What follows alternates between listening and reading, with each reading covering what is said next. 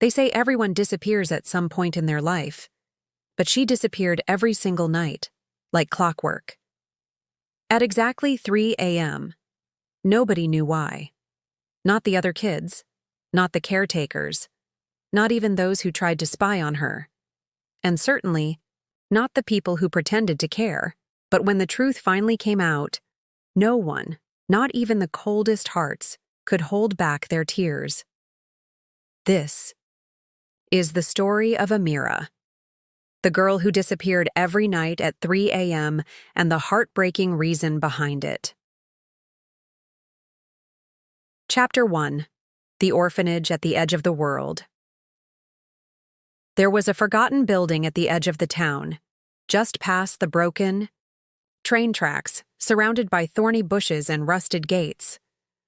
The locals called it St. Alara's Shelter, but the children inside had a different name for it: the Waiting Room of God, because that's all they did in there. Wait to be noticed, wait to be adopted, wait to be hugged, wait for something, anything, to change. Some waited months. Some waited years, and some never left at all. Amira was one of them. She had arrived at the orphanage when she was just 6 years old. No one knew where she came from.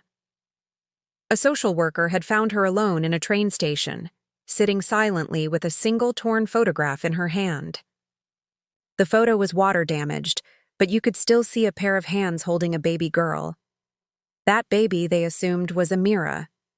She was quiet, always reading, always watching. She never talked too much, never fought over food, never caused trouble. But she had one habit no one could explain.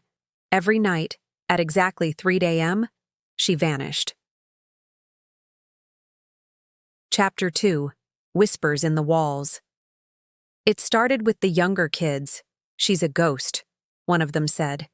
"She turns into a bird and flies away," whispered another.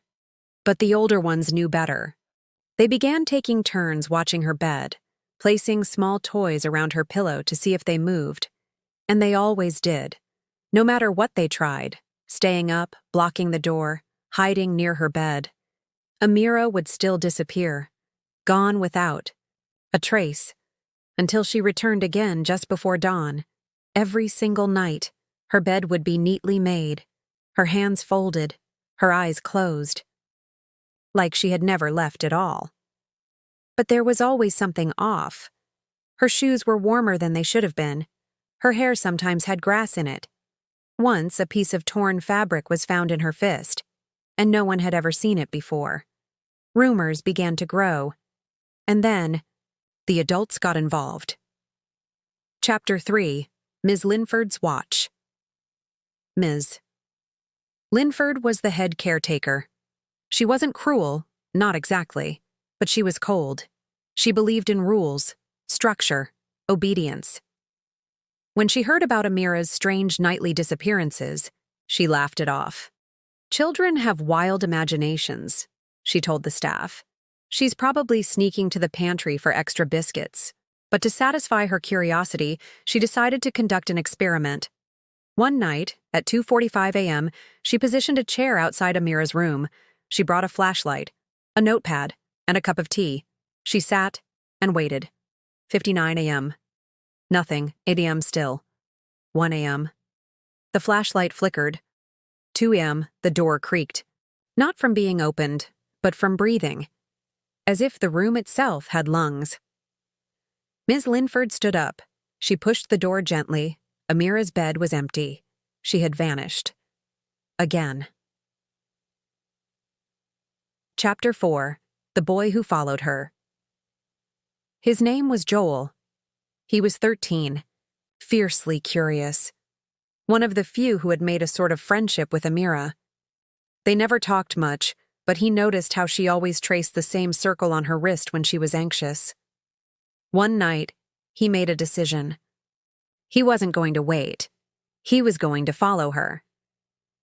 He snuck out of his bed at 2:55 a.m., hid behind a column in the hallway.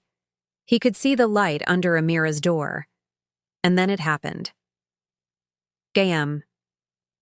Her door opened, Without a sound, he held his breath. Amira stepped out, but she looked different. Her eyes were open, but unfocused.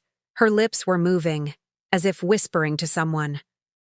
Joel followed, down the hallway, past the pantry, past the library, toward the basement, toward the one place they were all forbidden to go.